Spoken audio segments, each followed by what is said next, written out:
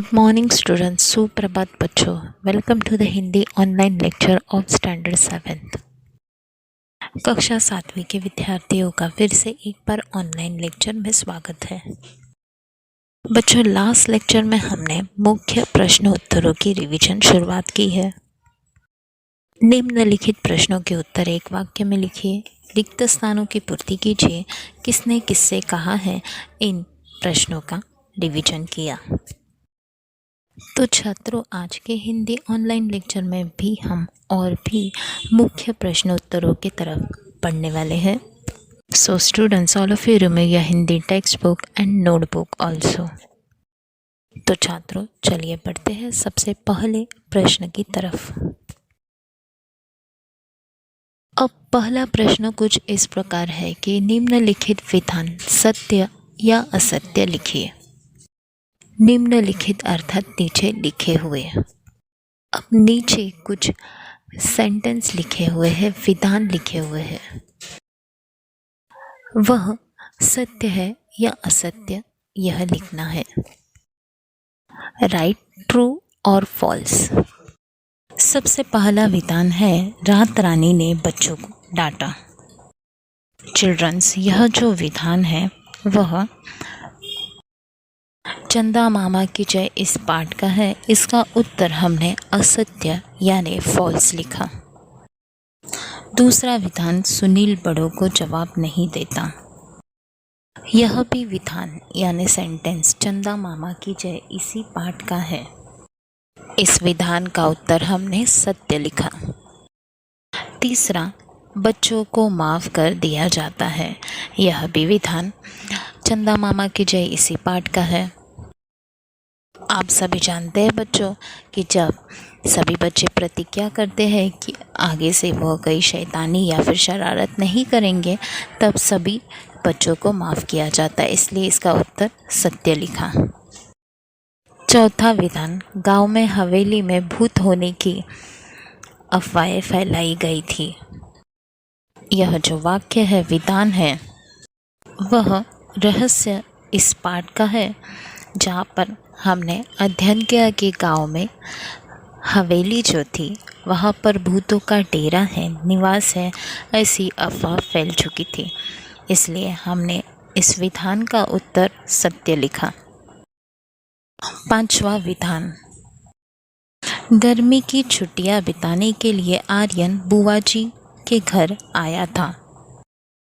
यह भी जो विधान है वह रहस्य इस पाठ का है। यह विधान असत्य है, क्योंकि गर्मी की छुट्टियां बिताने के लिए आर्यन मामा जी के घर आया था। अब छठा विधान, गणतंत्र दिवस पर आर्यन और कनिष्का को वीरता पुरस्कार मिलेगा। यह विधान सत्य है, क्योंकि हमने रहस्य इस पाठ में जाना कि आर्यन और कनिष्का बहुत ही बहादुरी से हवेली का रहस्य जान लेते हैं और उन दोनों के वजह से ही गांव को डाकुओं के आतंक से छुटकारा मिलता है। इसलिए आर्यन और कनिष्का को गणतंत्र दिवस के अवसर पर वीरता पुरस्कार मिलने वाला था। इसलिए इस वाक्य के आगे हमने सत्य लिखा। नाउ चिल्ड्रंस, अब इन 6 विधान को मैं उत्तर के साथ पढ़ रही हूँ, आप सभी ध्यानपूर्वक सुनिए। प्रश्न, निम्नलिखित विधान सत्य या असत्य लिखिए। रात रानी ने बच्चों को डांटा। असत्य। दूसरा, सुनील बड़ों को जवाब नहीं देता। सत्य। बच्चों को माफ़ कर दिया जाता है। सत्य। गांव में हवेली में भूत होने की अफवाह फैलाई गई थी। सत्य। पांचवा, गर्मी की छुट्टियां बिताने के लिए आर्यन बुआ जी के घर आया था। असत्य। छठा वाक्य, गणतंत्र दिवस पर आर्यन और कनिष्का को वीरता पुरस्कार मिलेगा। सत्य। नाउ चिल्ड्रंस, अब बढ़ते हैं अगले प्रश्न की तरफ। इस प्रश्न का रिवीजन हमने सैटरडे के ऑनलाइन लेक्चर में किया है। अब सिर्फ इसे पढ़ते हैं। प्रश्न है लय युक्त शब्द लिखिए। आप सभी जानते हैं राइमिंग वर्ड्स, और यह जो प्रश्न है वह बसंत गीत का है। पहला उड़ायो गायो, दूसरा मुस्कायो चुरायो। नाउ नेक्स्ट क्वेश्चन, आकृति पूर्ण कीजिए। प्रश्न है बसंत के आगमन पर। बच्चों, बसंत गीत का यह प्रश्न है। जी हाँ, बसंत के आगमन पर कौन गीत गाती है? यस राइट, कोयल। और नृत्य कौन करता है? जी हाँ, मोर। तो इसीलिए यहाँ पर बच्चों लिखा गया है गीत गाती है, उसके आगे हमने लिखा कोयल, और नृत्य करता है वहाँ पर लिखा मोर। दूसरा, कैमरा पाकर खुश होने वाले। तो बच्चों आपको याद होगा यह प्रश्न जो है वह रहस्य इस पाठ का है। इस पाठ में हमने जाना कि कैमरा मिलने के बाद, पाने के बाद कौन खुश होता है? जी हाँ, आर्यन और कनिष्का। इसलिए हमने उत्तर में आर्यन और कनिष्का का नाम लिखा है। आगे तीसरा, देश के सिपाही यहाँ से आए हैं। यह जो प्रश्न है वह कविता का है। कविता हम चलते सीना तान के। सो चिल्ड्रंस, हमने अध्ययन किया है कि देश के सिपाही जो है वह अलग अलग प्रदेशों से आए हैं, जैसे कि पर्वत, मैदान, सागर तट, वन, मरुस्थल। इसलिए हमने उत्तर में लिखा पर्वत, मैदान, सागर तट, वन, मरुस्थल। अब मैं इन तीनों आकृतियों को पढ़ रही हूँ, आप सभी ध्यानपूर्वक सुनिए। पहला, बसंत के आगमन पर गीत गाती है। उत्तर कोयल। नृत्य करता है। उत्तर मोर। दूसरा, कैमरा पाकर खुश होने वाले। उत्तर आर्यन, कनिष्का। तीसरा, देश के सिपाही यहाँ से आए हैं। उत्तर पर्वत, मैदान, सागर तट, वन, मरुस्थल।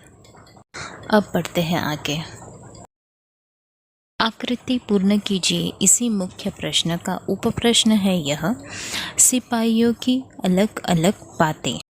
चिल्ड्रंस, यह भी जो प्रश्न है वह कविता हम चलते सीना तान के इसका है। तो बच्चों, हमने इस कविता के द्वारा सीखा कि सिपाहियों का धर्म, जाति, वर्ण, भाषा अलग अलग है, पर एक ही भारत माता के बेटे हैं। इसलिए हमने यहाँ पर उत्तर लिखा धर्म, जाति, वर्ण, भाषा। अब मैं इसे पढ़ रही हूँ, आप सभी ध्यानपूर्वक सुनिए।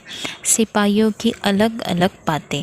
उत्तर धर्म, जाति, वर्ण, भाषा। Now next question. प्रश्न है पर्यायवाची शब्द लिखिए।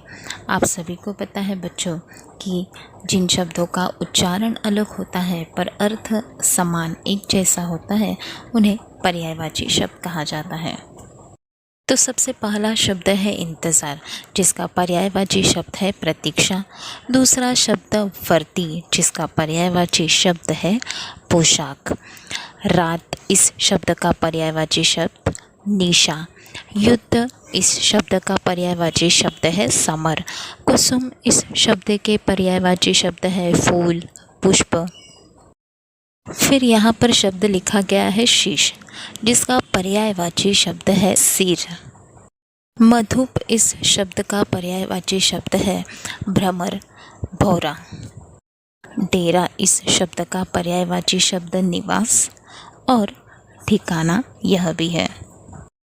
पर्वत, इस शब्द का पर्यायवाची शब्द गिरी और क्षमा, इस शब्द का पर्यायवाची शब्द होगा माफ़ी।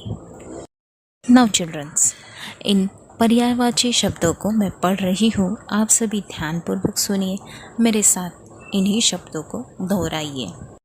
इंतज़ार प्रतीक्षा, वर्दी पोशाक, रात निशा, युद्ध समर, कुसुम फूल पुष्प, शीश सिर, मधु भ्रमर भौरा, डेरा निवास ठिकाना, पर्वत गिरी, क्षमा माफ़ी। चलिए अब पढ़ते हैं आगे। वचन बदलिए। आप सभी जानते हैं बच्चों, यहाँ पर शब्द दिए गए हैं। शब्द तो या तो एक वचन होगा या बहुवचन। तो अगर एक वचन शब्द होगा तो हमें उसे बदलना है बहुवचन यानी अनेक वचन में, और अगर बहुवचन शब्द होगा तो उसे हमें बदलना है एक वचन में। तो बच्चों, पहला शब्द है बेटे। बेटे यह बहुवचन शब्द है और उसका एक वचन शब्द क्या हुआ? जी हाँ, बेटा। आगे दूसरा शब्द है कली। कली एक वचन शब्द और कई सारी कलियां हैं ऐसा कहते हैं, तो अर्थात बच्चों कली इस शब्द का बहुवचन शब्द हुआ कलियां। तीसरा शब्द जाति। एक जाति, कई, अनेक जातियां। आगे शब्द है बगीचा, जो कि एक वचन शब्द है, उसका बहुवचन शब्द हुआ बगीचे। शब्द है बत्तियां। अनेक बत्तियां होती है, इसका एक वचन शब्द होगा बत्ती। अगला शब्द है नदी। नदी यह एक वचन शब्द हुआ तो उसका बहुवचन शब्द है नदियाँ। आगे शब्द दिया गया है दुकान। एक दुकान, कई सारे दुकानें। दुकानें यह बहुवचन शब्द हुआ। आगे शब्द है टोपी। एक टोपी यानी टोपी यह एक वचन शब्द है तो उसका बहुवचन शब्द होगा टोपियाँ। अगला शब्द है बच्चा। यह एक वचन शब्द है और कई सारे बच्चे अर्थात बच्चों, बच्चा इस शब्द का बहुवचन होगा बच्चे। आगे शब्द दिया गया है माला। एक माला, अनेक मालाएं। माला यह एक वचन शब्द है और मालाएं यह बहुवचन है। अब इन शब्दों को अर्थात इस प्रश्न को वचन बदलिए, इसे मैं पढ़ रही हूँ, आप सभी ध्यानपूर्वक सुनिए, मेरे साथ दोहराइए भी। वचन बदलिए। बेटे, बेटा। कली, कलियाँ।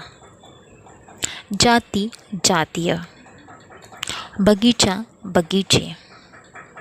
बत्तियाँ, बत्ती। नदी, नदियाँ।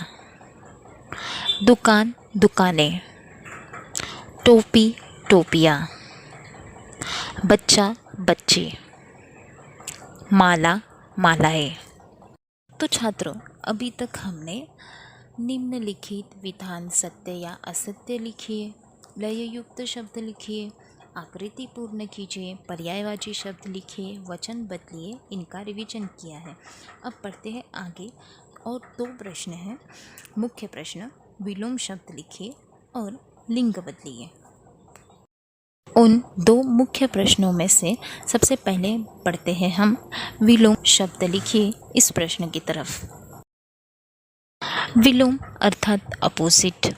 जिन शब्दों का अर्थ भिन्न होता है उसे विलोम अथवा विरुद्धार्थी शब्द कहलाए जाते हैं। सबसे पहला शब्द है ऊपर, उसका विलोम होगा नीचे। प्रसन्न इस शब्द का विरुद्धार्थी शब्द है उदास। फूलना इस शब्द का विलोम मुरझाना। छोटी इस शब्द का विलोम होगा बड़ी। सज़ा इस शब्द का विरुद्धार्थी शब्द है माफ़ी। बुराई इस शब्द का विलोम है अच्छाई। आदर इस शब्द का विरुद्धार्थी शब्द निरादर। समस्या इस शब्द का विलोम शब्द होगा समाधान। रोशनी इस शब्द का विलोम शब्द है अंधेरा। और आखिरी शब्द जो दिया गया है जीवन, इसका विलोम शब्द है मृत्यु। नाउ स्टूडेंट्स, इन विलोम शब्दों को हम पढ़ते हैं। आप सभी ध्यानपूर्वक सुनिए और मेरे साथ दोहराइए ताकि यह शब्द आपको अच्छे से याद हो सके। विलोम शब्द लिखिए। ऊपर, नीचे। प्रसन्न, उदास। फूलना, मुरझाना। छोटी, बड़ी। सज़ा, माफ़ी। बुराई, अच्छाई। आदर, निरादर। समस्या, समाधान। रोशनी, अंधेरा। जीवन, मृत्यु। अब बच्चों हम बढ़ते हैं सबसे आखिरी प्रश्न की तरफ। लिंग बदलिए। बच्चों, नीचे जो शब्द दिए गए हैं, अगर वह पुल्लिंग है तो उन्हें स्त्रीलिंग में बदलना है, और अगर वह स्त्रीलिंग है तो पुल्लिंग शब्द लिखना है। तो सबसे पहला शब्द है बादशाह, जो कि पुल्लिंग है, तो उसका स्त्रीलिंग हुआ बेगम। दूसरा शब्द चूहा, आप सभी जानते हैं यह पुल्लिंग है, तो उसका स्त्रीलिंग क्या हुआ बच्चों? जी हाँ, चूहिया। तीसरा शब्द है सेठ, यह पुल्लिंग है, इसका स्त्रीलिंग होगा सेठानी। आगे है नाना नानी, आप सभी जानते हैं नाना पुल्लिंग शब्द है, तो नानी स्त्रीलिंग है। लड़का लड़की, लड़का पुल्लिंग और लड़की स्त्रीलिंग शब्द है। अगला शब्द है हिरन, हिरन पुल्लिंग है, तो उसका स्त्रीलिंग होगा हिरनी। आगे है गाय, गाय स्त्रीलिंग शब्द है, और बैल जो है वह पुल्लिंग है। अगला शब्द है छात्र, छात्र पुल्लिंग शब्द है, उसका स्त्रीलिंग होगा छात्रा। शेर शेरनी, पुल्लिंग शब्द शेर, उसका स्त्रीलिंग होगा शेरनी। मोर मोरनी, मोर पुल्लिंग शब्द है, उसका स्त्रीलिंग होगा मोरनी। अब इन्हें मैं पढ़ रही हूँ, आप सभी ध्यानपूर्वक सुनिए, लिंग बदलिए। बादशाह बेगम, चूहा चूहिया, सेठ सेठानी, नाना नानी, लड़का लड़की, हिरन हिरनी, गाय बैल, छात्र छात्रा, शेर शेरनी, मोर मोरनी। तो चिल्ड्रंस, आज के ऑनलाइन लेक्चर में हमने कुछ महत्वपूर्ण प्रश्नों की रिवीजन की है। आप सभी छात्र इन्हें अच्छे से याद कीजिए, लर्न कीजिए। फाइनल एग्ज़ाम का पोर्शन में फिर से एक बार दोहरा रही हूँ बच्चों। कविता क्रमांक 5 बसंत गीत, पाठ क्रमांक 6 चंदा मामा की जय, पाठ क्रमांक 7 रहस्य, और कविता क्रमांक 8 हम चलते सीना तान के। चिल्ड्रंस, पेपर पैटर्न के हिसाब से आप अपने स्टडीज़ के लिए शुरुआत कीजिए। आप छात्र जिस दिन हिंदी का पेपर होगा उसके लिए मैं आप सभी को कुछ इंस्ट्रक्शन दे रही हूँ। आप जब पेपर पर हिंदी इस विषय के उत्तर लिखेंगे तो वहाँ पर प्रश्न नहीं लिखने हैं, सिर्फ प्रश्न क्रमांक सही से लिखना है। क्वेश्चंस लिखने की ज़रूरत नहीं है, बट करेक्ट क्वेश्चन नंबर लिखकर उसका आंसर लिखना है। फिर से एक बार दोहरा रही हूँ बच्चों, में हिंदी विषय का पेपर लिखते वक्त क्वेश्चन नहीं लिखना है, पर क्वेश्चन नंबर लिखकर उसका आंसर लिखना है। थैंक यू चिल्ड्रंस, धन्यवाद बच्चों। Have a nice day, stay home, stay safe, घर में रहिए, सुरक्षित रहे।